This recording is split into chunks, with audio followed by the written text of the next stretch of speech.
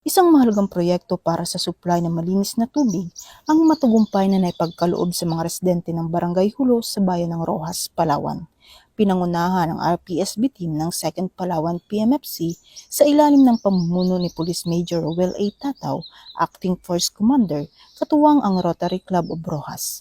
Ang nasabing proyekto na naglalayong matugunan ang pangangailangan ng komunidad sa malinis at sapat na supply ng tubig. Dinaluhan ang programa ng mga opisyal ng barangay at mga residente bilang pagtanggap sa proyektong magbibigay ng malaking tulong sa kanilang pang-araw-araw na pangangailangan.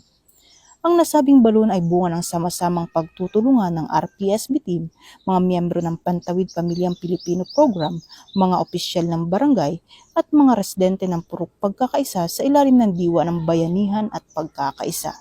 Sa pamamagitan ng programang ito, patuloy na ipinapakita ng kapulisan ang kanilang dedikasyon at malasakit sa paglilingkod sa mamamayan kasabay ang adhikahing bagong PNP para sa bagong Pilipinas, serbisyong mabilis, tapat at nararamdaman.